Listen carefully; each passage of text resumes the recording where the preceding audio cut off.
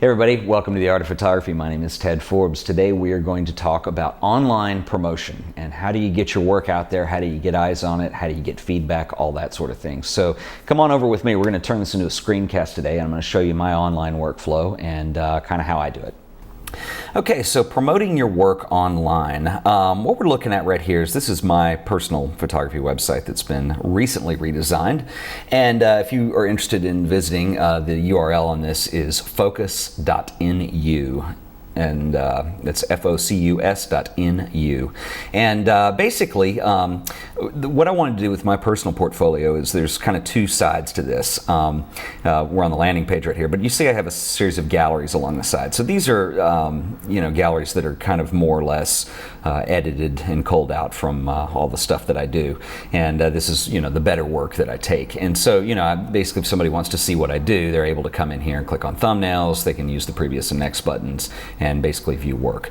And it's real important if you're going to do a personal website to have some kind of content management system, especially if you're not, up on HTML and things like that. The whole goal is to have your images online, so you want to make this as easy as possible to do. Now, the second part of this site that I really wanted to work with was, being able to promote my images on a constant basis.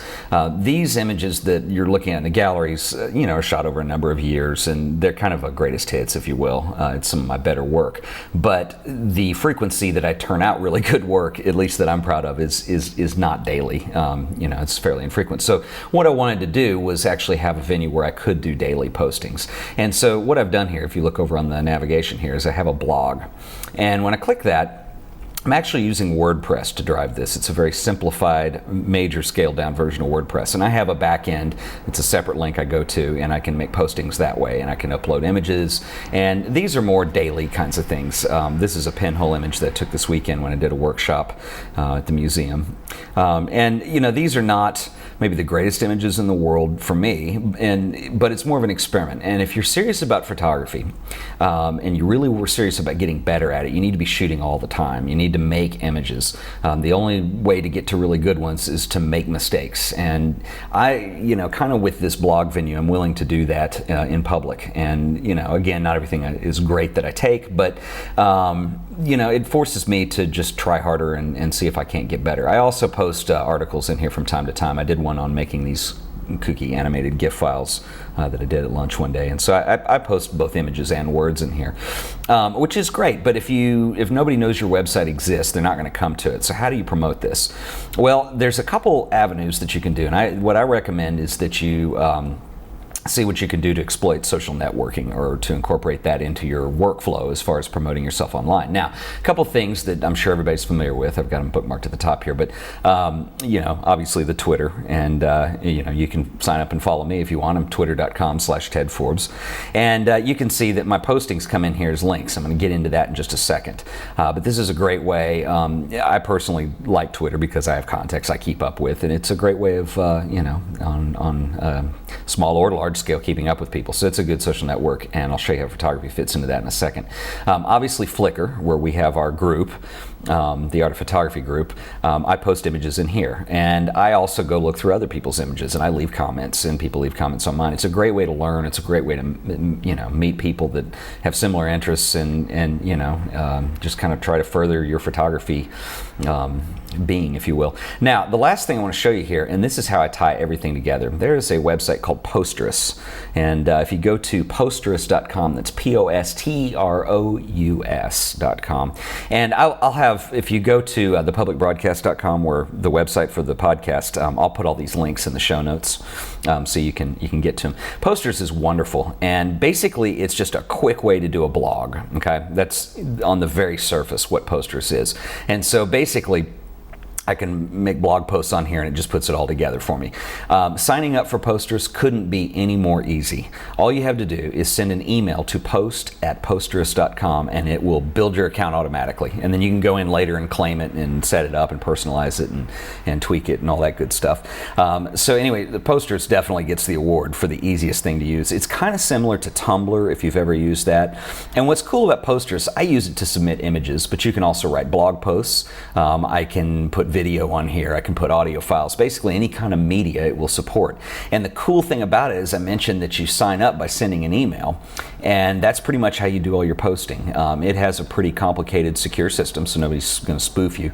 It knows an email's from you, and it basically takes all the media out and converts it and puts it onto your blog for you, which is very cool. Now, this is where the whole thing with mobile phones comes into play.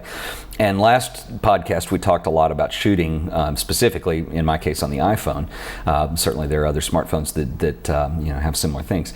But the whole power of being able to do that, and like I said, if you're serious, you want to get better at what you do, you want to be shooting more photos all the time.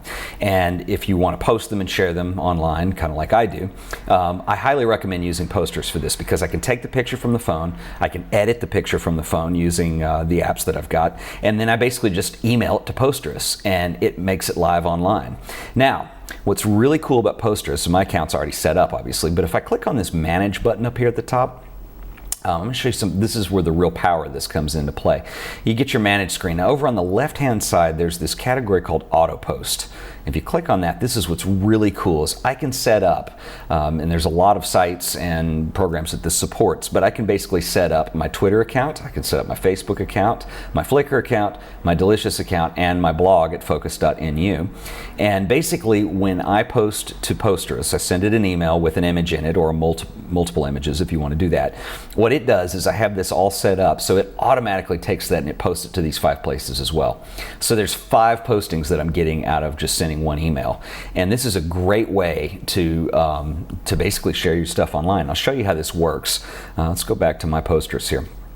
Okay, now I realize you can't see this, and then I don't have the camera reset, but I'm going to go over to my iPhone here, and I've got another pinhole image that I've got, and it just happens to be on my phone. I didn't take it on the phone, so it's a little bit of cheating, but we're going to type in the email of post@posterous.com, and I'll call this pinhole number 4.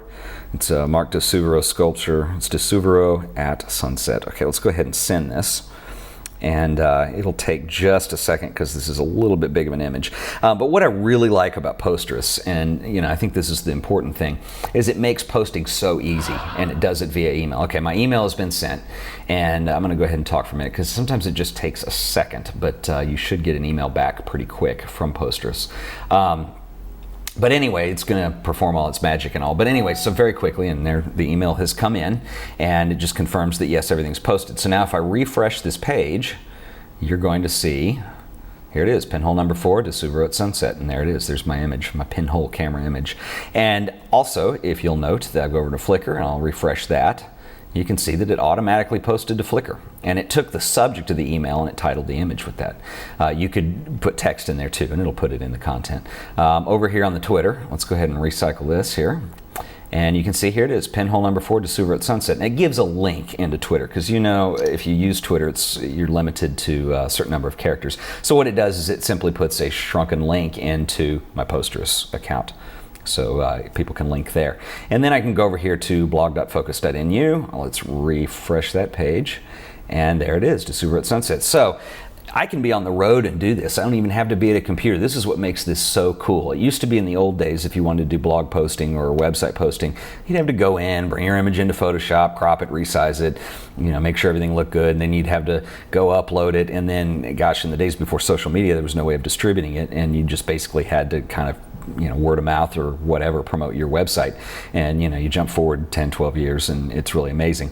Also, Posterous, what's really cool about this is you can see that and I'm not recording this podcast at a very strange hour, but if I go ahead and click on this, it'll tell me, it keeps a view count. So I've already been viewed 14 times.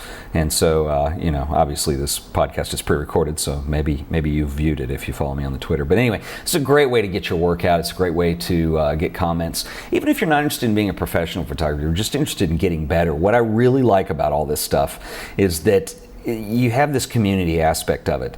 There are certainly photographers that I know. I keep up with their blogs, and the reason I do that is because I'm interested in what they're doing. I like their work, and there's people that have kept up with my blog, and I've made friends that way, and I've met people, and you learn by doing that. You meet people with similar interests, especially when you're shooting a lot of film and stuff like that we've talked about in past podcasts.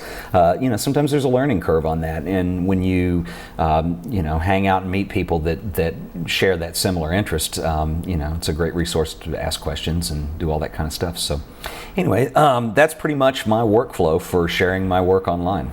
Okay, so that's basically my workflow and how I do it. And remember, posting your stuff online, it can be very rewarding.